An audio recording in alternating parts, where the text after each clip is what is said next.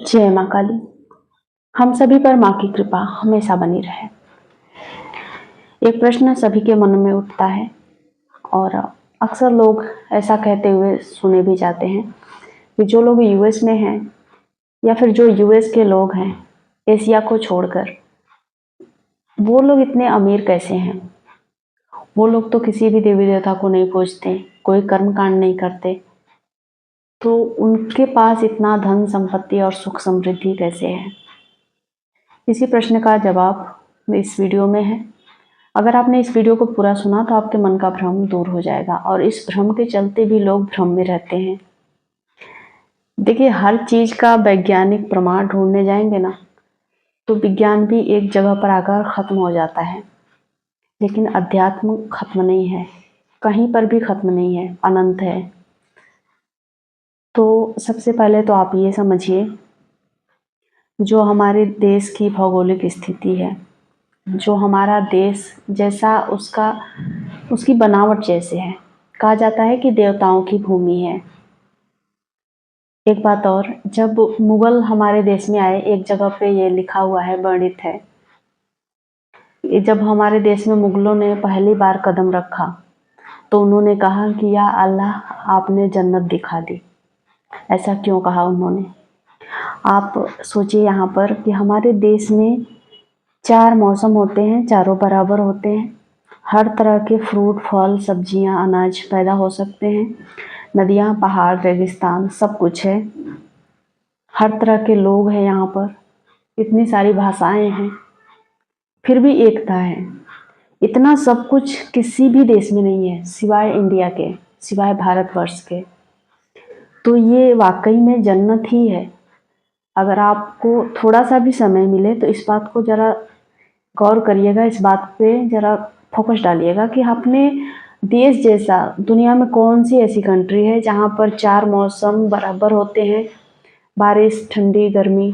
किसी किसी जगह पे तो सिर्फ ठंडी होती है, किसी जगह पे तो सिर्फ गर्मी होती है, पर हमारे देश में ऐसा नहीं है, सब कुछ बराबर है। कितनी सुविधाएं भगवान ने दी हैं सिर्फ इंडिया के लोगों के लिए। शायद इसी वजह से ये जन्नत है। और मुगलों ने एक्सेप्ट किया कि या अल्लाह, आपने जन्नत से मिला दिया, जन्नत दिखा दिया, तो हम जन्नत में रहते हैं। हम जितना सौभाग्यशाली कोई नहीं है, पहले बात तो ये समझिए। दूसरा, जो आपके मन में भ्रम रहता है कि जो यूएस के लोग हैं वो रिचुअल फॉलो नहीं करते, तो देखिए, हमसे ज़्यादा वो फॉलो करते हैं। अगर आप गहराई में उतरेंगे ना तो उनके जो धर्म है, जितने भी वो कर्मकांड है, वो फॉलो करते हैं। वो हमारी बात नहीं सुनते हैं, हम उनकी बात सुनते हैं। हमें हर चीज़ में वैज्ञानिक प्रमाण ढूंढना होता है, पर उनको नहीं ढूंढना है। आप देखेंगे, हर संडे के संडे वो लोग चर्च जाते हैं नियम से। हर अमावस्या या फिर उनके जो भी पर्सन की डेथ जिस दिन हुई है, उस दिन उस जगह पर जाते हैं, फूल अर्पण करते हैं। क्यों करते हैं? जैसे हम लोग पितरों को तो मतलब हमारे पास वैज्ञानिक प्रमाण नहीं है कि हमारे पितर हैं नहीं हैं, हम उनको भूल के बैठे हैं, पर वो भूलते नहीं हैं। वो उनके हर बर्थडे पर, उनके हर डेट के टाइम, उनके पसंद की चीज़ें, फूल, सब कुछ उस कब्र पे जाकर चढ़ाते हैं। तो शायद उनके पितर खुश हैं और वो खुश हैं, हमसे ज़्यादा अमीर हैं। तो ये बात हमें भी ध्यान रखनी चाहिए कि अगर हमें चाहिए कि हमें ढेर सारी सुख सुविधाएं मिले, जीवन में खुश रहें, रोगों से मुक्त रहें, तो सबसे पहले अपने जो पितर हैं ना, उनके ऊपर ध्यान देना चाहिए। क्योंकि जब तक हम घर के लोगों को खुश नहीं कर सकते, हम अपने माँ बाप को खुश नहीं कर सकते, तो ईश्वर को खुश कर पाना असंभव है। और भी बहुत सारे रिचुअल हैं जो लोग फॉलो करते हैं, न्यूमरोलॉजी को मानते हैं।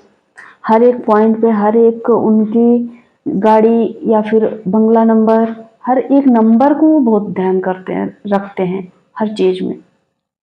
अगर आप उनकी बातों को गहराई से देखेंगे तो समझ में आएगा कि वो हमसे ज़्यादा रिचुअल को फॉलो करते हैं। हम तो सिर्फ हर चीज़ में वैज्ञानिकता ढूंढते हैं कि इस चीज़ में क्या वैज्ञानिकता है, क्या प्रमाण है, ऐसा है, क्या प्रमाण है कि ईश्वर हैं, क्या प्रमाण है कि ये कर्मकांड करने से हमारा सेहत सही हो जाएगा, क्या प्रमाण है कि हम ये चीज़ें चढ़ाएंगे भगवान शिव को तो हमारी जो तकलीफ़ें हैं वो दूर हो जाएंगी। तो हम बस प्रमाण ढूंढने के चक्कर में पड़े हैं और वहीं के वहीं खड़े हैं। और जो प्रमाण नहीं ढूंढता है, सिर्फ आंख बंद करके भरोसा करता है ईश्वर पे, यूनिवर्स पे, वो 100% आगे जाता है। यहाँ पर एक बात और समझिए, हर एक जगह की अपना एक भौगोलिक स्थिति होती है। उस हिसाब से उस जगह का रहन सहन, खान पान ईश्वर द्वारा निर्धारित किया जाता है। आप खुद ही जानते हैं कि हर जगह की जो रहन सहन है, खान पान है, वो अलग है। सब लोग एक जैसा नहीं रहते, ना एक जैसा खाते हैं। उसी तरीके से हर जगह की अलग व्यवस्था ईश्वर ने कर रखी है। तो शायद हमारे देश के लिए, हमारे भारतवर्ष के लिए ईश्वर ने यही व्यवस्था बना के रखी है कि आप रिचुअल्स फॉलो करो, आप इतने कर्मकांड करो, या फिर जो देवी देवताओं का वास है इस भारतवर्ष में ही है, यहाँ पर रहे हैं वो लोग, तो आपको ये वास्तु फॉलो करना है, इस तरीके से जीवन जीना है। तो उस हिसाब से ही हमारी जो संस्कृति है वो चलती आ रही है। तो इसीलिए हम इस बात को, इस चीज़ों को फॉलो करते हैं। और जो जहाँ की जैसी भौगोलिक स्थिति है, जैसा ईश्वर ने बनाया है, वो लोग वैसा फॉलो करते हैं।